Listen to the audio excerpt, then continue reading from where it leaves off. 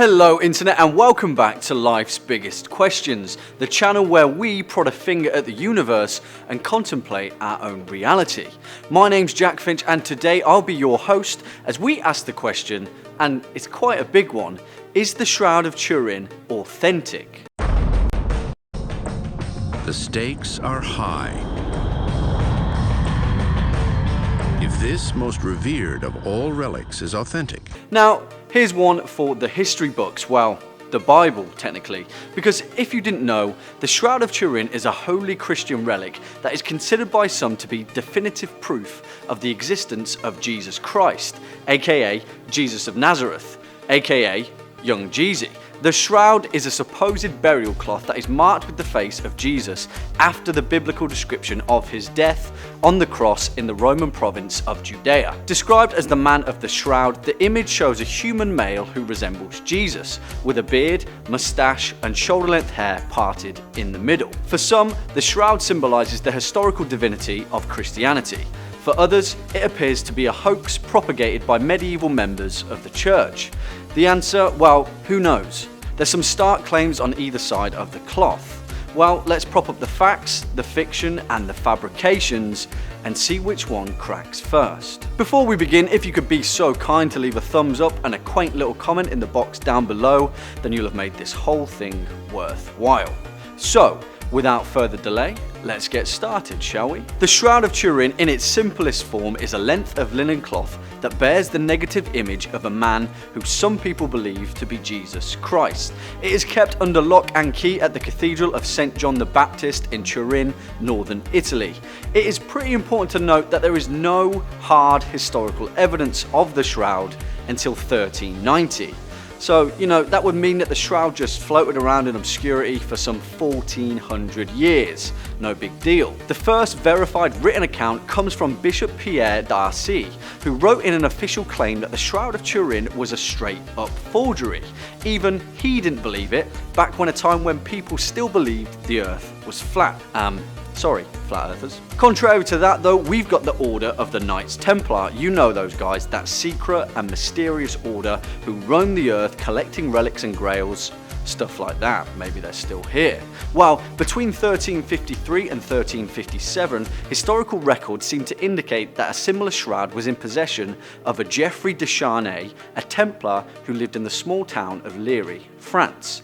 Was it the Turin shroud? Well, the mystery continues, because from the 15th century onwards, records of the shroud are more common than smallpox. In 1532, the shroud came under threat after a fire in the chapel it was stored in caused a drop of molten silver to damage the cloth.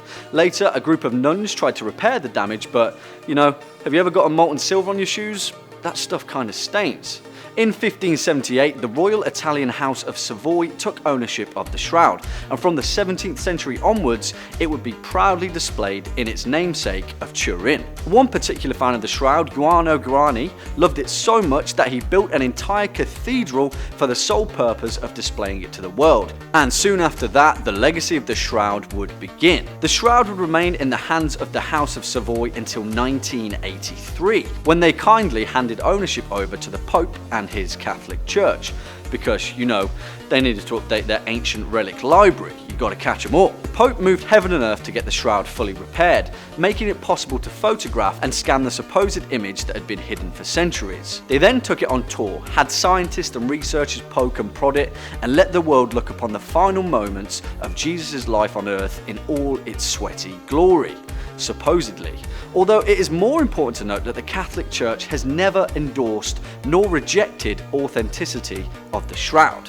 Pope John Paul II called it a mirror of the gospel, but for the most part they sit firmly on the fence, neither accepting or denying the claim that it is indeed Jesus' face on the cloth. So then, if the evidence doesn't pop up until the late 1300s and the church are keeping pretty stum, why do so many people claim it to be an authentic ancient relic?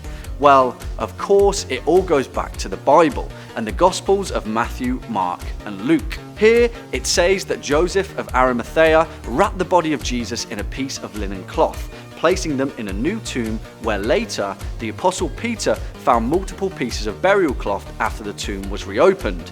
all according to the Gospel of John. One of them was a separate cloth for the head, aka the supposed Shroud of Turin. But in 1543, theologist John Calvin asked why would the Gospel of John fail to mention the fact that a piece of burial cloth had the image of Jesus' face marked into it. He then said that either St. John was a liar or whoever promoted the shroud was convicted of falsehood and deceit.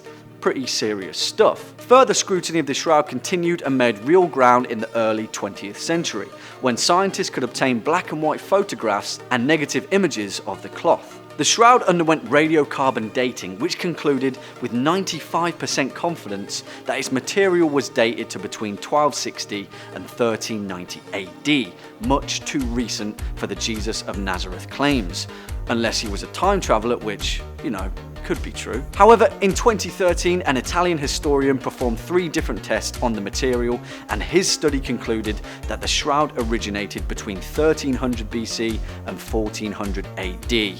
However, the Archbishop of Turin himself publicly disputed these claims, saying that the analysed material wasn't even taken from the shroud and he just made the whole thing up. Interesting, right? Because now I think here's the conclusion to our question. Some people want the Shroud of Turin to be authentic. They want to believe that there's real physical evidence to the existence of their faith. They want to believe that there's a note somewhere in a history book that says, yep, this guy was alive and he died here and here's proof. We can step back and take a look at the scientific evidence, and there's some pretty undeniable facts that relate to the shroud's authenticity. And from a factual basis, it's important to note that no, the likelihood of the Shroud of Turin dating back to Jesus' death is highly unlikely. But religion is rife with broad claims and arguments on either side, and sometimes it's just easier to suspend your disbeliefs, because maybe one day you'll dry your sweaty face on a t-shirt, leave it hanging on a fence, and someone will pick it up, they'll look at it, and they'll see exactly what they want to see. Unfortunately, that's all we've got time for today, folks. Thanks for hanging about. Let us know what you think of the Shroud of Turin, whether you think it's real or not, and any other ancient relics in the comment box down below. Leave a thumbs up because we appreciate it. This has been Life's Biggest Questions. I've been your host, Jack Finch, and until next time, take it easy.